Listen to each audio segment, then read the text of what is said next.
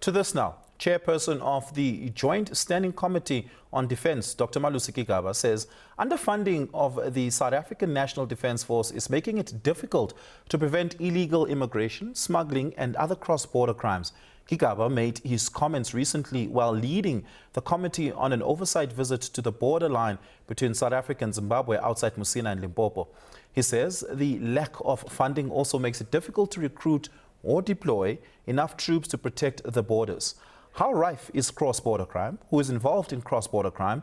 And what is the economic impact of this on our economy? To answer these questions in a panel, we're joined by Border Management Authority National Commissioner and CEO Dr. Michael Masiapato and Security Strategist and Retired Ambassador of Interpol, Andy Mashaile, who are joining me now. Gentlemen, good evening. Thank you so much for your time. Really do appreciate it. Dr. Masiapato, perhaps to start the conversation with you, can you give us a sense of just how, of at least the scale of cross-border crime in South Africa?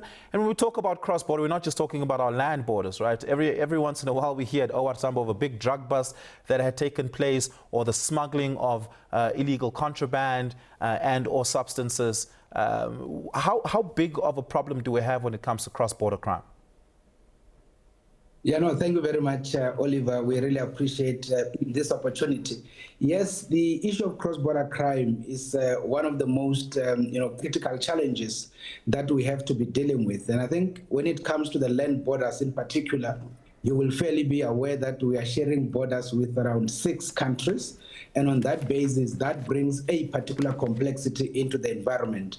And of course, as you are saying, it is not only an issue that is related to only the land borders, but it also includes the things that we deal with when it comes to issues of air, But of course, even in the context of air, we also deal with the same kind of situation, even in terms of the sea, around our harbors, as it were. So the environment, it is very much complicated because the issues are very much diverse, very much sophisticated. And of course, I suppose we will be able to go into details into those particular environments. But otherwise, it is something that we grapple with on a daily basis. And of course, we work together with the entire security ecosystem of the country, particularly when it comes to all of those particular issues around the border space. Yeah. Give us a sense of the 6 land border countries that we're neighboring. Which border shows the highest volume of transnational and cross-border crime, and what seems to be the driving factors there? Yeah, maybe the first thing that we can talk to, Oliver, around our 6 neighborhood, I can just talk at the higher level without going much into the technical details. For instance, when you look at our northern border with Zimbabwe, one of the biggest challenges that we deal with is the movement of illicit cigarettes, which is basically within the broader context of the issue of illicit economy, which continues to undermine the stability of our formal economy, particularly in that particular space. But similarly, in terms of the exit side, we also deal with issues relating to car theft. The syndicates that are actually, coordinating themselves in hijacking vehicles inside South Africa and ultimately exit them through our northern border with the view of entering into the continent. The same actually applies to the eastern border with Mozambique, particularly around your Kosi Bay area and all of those kind of spaces. And of course, to that extent, the exit part becomes the stealing of vehicles from South Africa out into Mozambique. But at the same time, those that are coming into South Africa is issues, for example, the movement of guns and all of those, which are effectively used in the country on the basis of committing crimes. The other issue in the northern border, Oliver, very much problematic, is the movement of explosives. Those are the explosives that mainly come from the Zimbabwean side, and they are used in the issues of your cash in transit, but they're also used on illegal mining. And of course, with Lesotho, we have stock theft-related issues between us and Lesotho, but also issues around the movement of dagga and all of that. So these are some of the issues that we broadly deal with in as far as cross-border crimes are concerned. Yeah, that's quite detailed, and thank you very much for that. Khulekani Mate, I want to bring you into the conversation now. Khulekani Mate is the CEO of Business Unity South Africa. Khulekani, I had a conversation recently with a car insurance company in South Africa, which is a member of your organization, and I asked them if car hijacking and car theft in South Africa were to be halved. What would that mean for your bottom line? And they say we will triple our bottom line. That's how impactful crime is to our bottom line. Now, there's a real cost this has to business and the output of business. Does the business community take serious the collective effort of fighting cross-border crime? Good evening, and to the viewers and the fellow panelists. You know, the illicit economy is a real problem for South Africa. It's a real problem for the lost revenue to the sector, which is estimated to be anything upwards of 100 billion rand a year. This is money that could go and do a whole range of things, and we can come back to talk about that, but it is a lot of money. Of course, this is a serious problem and a serious concern for business, because if you think about it, what it means is that legitimate businesses that are law-abiding, in other words, they abide by all the legislation in the country, they pay taxes and so on, are undermined by this illicit activity, because these are people, these are networks that do not pay taxes, which means that they can sell their products at a much, much less price than what a legitimate business can sell for. Pick on one of the points that Dr. Masiapato was referencing. If you think about illicit cigarettes in South Africa, it is now estimated that as much as 75% of the cigarettes that are sold in South Africa are in fact illicit, which means that legit businesses that are selling cigarettes are losing out big time. Same is true, perhaps not the same extent, but similarly high numbers in the alcohol sector. Food is another issue. These issues are not just lost revenue for the fiscus and lost business and so on for our members, but they also are harmful in nature. So this has ripple effects. It affects business directly in terms of their bottom lines, but it also affects business in the sense that they're competing with entities that are not abiding by the law. And it affects the government's ability to raise revenues, to build schools, to fix our roads, to provide a whole range of services. And so we are concerned about this. And on the 1st of December, one of our members, the Consumer Goods Council of South Africa, actually launched an initiative where, collaborating with various business players in the fast-moving consumer goods, as well as government, to look at ways in which we can work together, collaborate with government to really fight this problem, because it is a real and serious problem.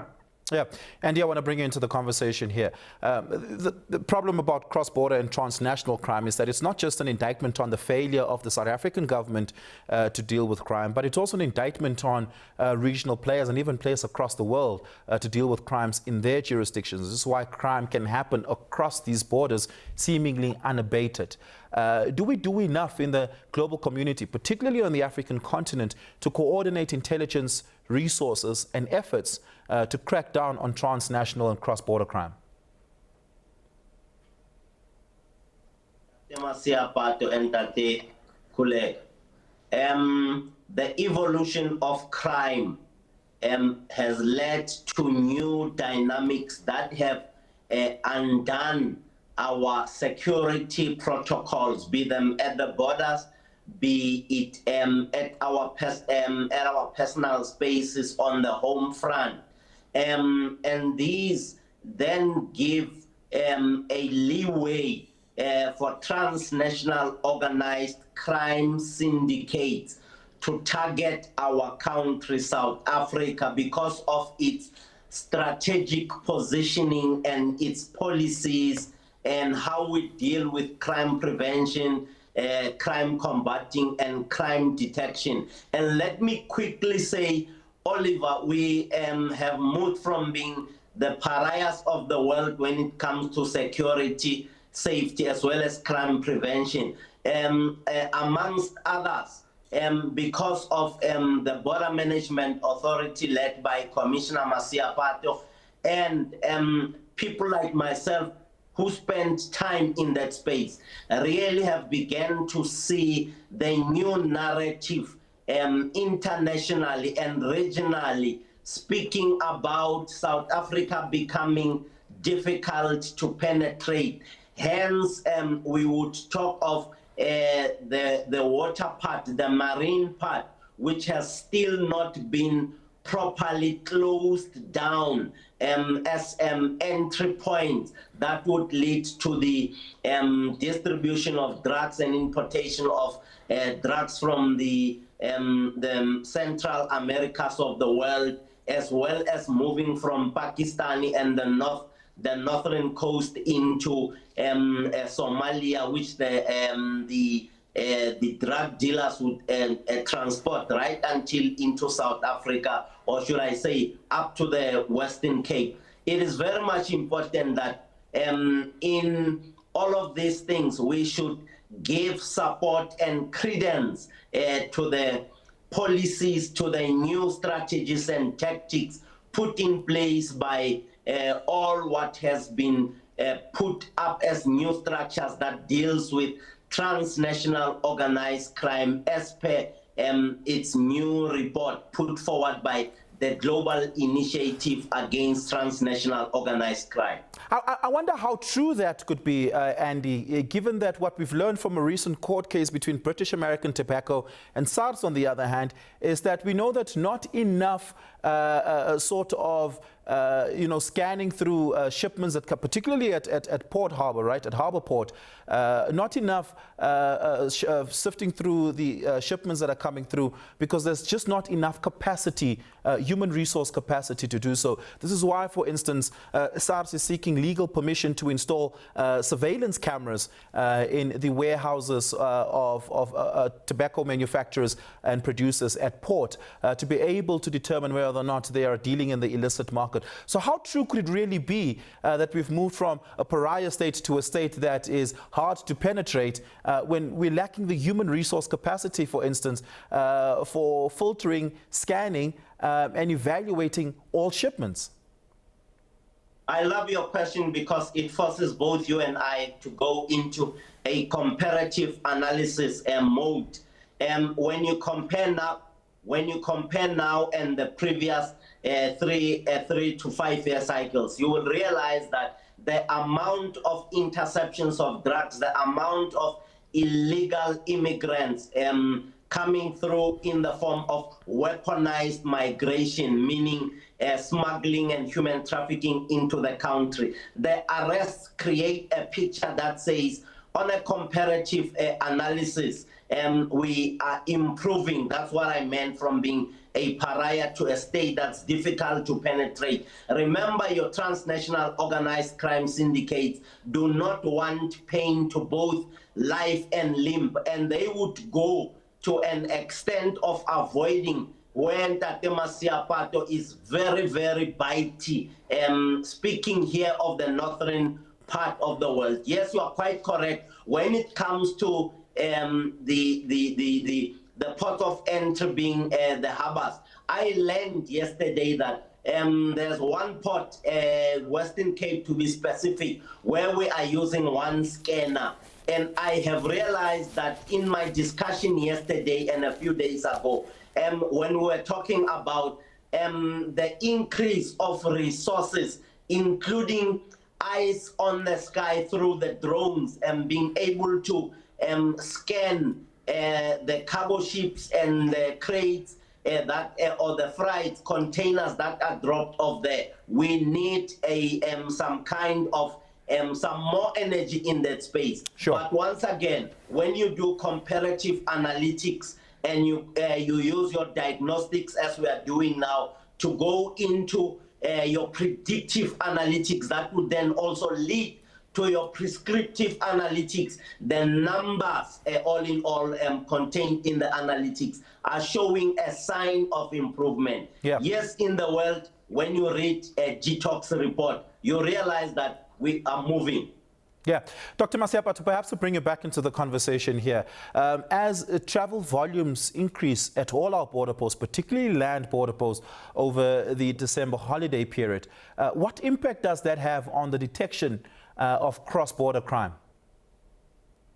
Yeah, no, thank you very much, Oliver. Firstly, let me also just confirm what Dr. Mashaile had said around the issue that with the introduction of an integrated border management model, there is some bit of a shift. However, what we still need to do as a jurisdiction is to do some bit of investment into the space. The issue around, for example, the scanning capability of the country, it is very much low. I mean, if you think about Durban Harbour, for instance, which is one of the top, harbors in Southern Africa, I was there with the top leadership of the Border Management Authority. And I can really indicate, as the environment tells us, our scanning capability is 0.05, effectively meaning that over 99% of what enters the jurisdiction, we are not necessarily au fait with what is inside. That on its own is a very serious vulnerability. So there is a need for this particular reality of investing in the space. Coming back to your question, Oliver, yes, this period, there is a hype of activity. And that is why we make sure that we double our efforts. We make sure that every officer actually is on the ground throughout the 15 days that we operate in this particular environment of festive season. So all of the team members, nobody's on rest days, and that is why we then up in terms of our overtime, primarily because we operate at 25% as an organization. But of course, we work together with a multiplicity of other structures like the police, the defense, state security, and all of that. But indeed, people take their chances during this particular period, but we continue to do the interceptions and we continue to do the discovery. Just a typical example, Oliver, just in the 3 months of the July, 1st July until end of September, which is the second quarter of the current financial year, 15 high-valued vehicles were intercepted when people were attempting to exit them out of the country. The aggregated figure that we talk about as the BMA is 349 vehicles that we intercepted, particularly on the eastern corridor to Mozambique and the north corridor to Zimbabwe. And we intercepted those and we had to bring them back into the country. Aggregated figure in terms of illegal migration broadly, we talk about over 500,000 plus individuals that were intercepted and all of that. So the effort is there. The only thing we need to be doing to deal with the broader issues, we need to do some bit of investment. The last thing, Oliver, which is something that I think there is a progress on it, and that area is something that is very much critical, but there is progress on it, is the issue of child trafficking. That has been one of the biggest challenges that we've been having as a country. Even the UN had actually kind of cited us on that context. But when we started introducing a lot of requirements in terms of the movement of children interjurisdictionally, that has actually started to reduce that particular aspect. The only area which is very problematic is human smuggling, because in the smuggling side, the people are also willing movers in the process, primarily because they want to enter the country illegally. And that is why the drones are used to assist us to identify those, identify facilitators of illegal migration, and also human smuggling, and be able to deal with those facilitators. When we intercept facilitators, we don't deport them. We make sure that we take them to the police so that they face the might of the law on the South African side. Yeah.